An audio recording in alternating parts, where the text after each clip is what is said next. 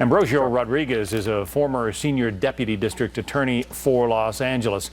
So as they go looking for the perpetrator of this threat, and so far it appears to be a hoax, what kind of penalties are we looking at here? Well, penalties for this can range from anything from probation to prison, depending on the criminal history of the perpetrator. This is not a crime to be taken lightly at all. This, I imagine, will be prosecuted to the full extent of the law, given the disaster that is happening in Los Angeles today.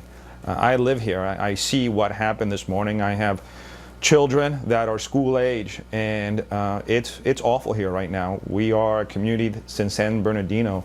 We haven't been the same. We're scared. Yeah, community on edge. So obviously everybody wants to treat this kind of thing with an abundance of caution, but if this was some kind of an overreaction by authorities, there's going to be some blowback. And you heard some of that at that news conference. I mean, they seem to be taking some heat.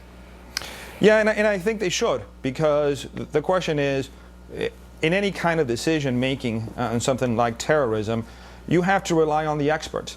And I don't understand how the LA school district has an expertise that would trump that of the FBI. Right. And that's really what this comes down to. The FBI apparently, just sorry to interrupt, but the FBI apparently deemed that the threat was not credible, and you know, the chancellor of the school district there decided he was going to go ahead and close schools anyway.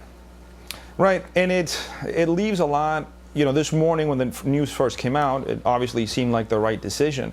But now when we have the FBI saying very clearly to the LAUSD board that this is a hoax, and now that we know that New York City, which, let's be honest, has a lot more experience in dealing with terrorist attack than Los Angeles does, deemed it a hoax, and someone with the qualifications of Commissioner Bratton, who was also the commissioner in Los Angeles, deemed it a hoax and didn't think it was credible.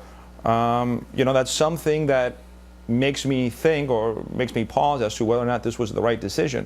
Because part of terrorism is having us live in fear. Right. It is not just the attacks and the carnage that comes with it.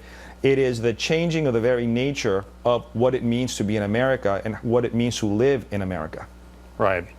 That kind of reaction when we hide and cower, just trying to live our daily lives, that's exactly what the terrorists want us to do. Right. They can't turn us into a country of Chicken Littles, you know? Yeah, agreed.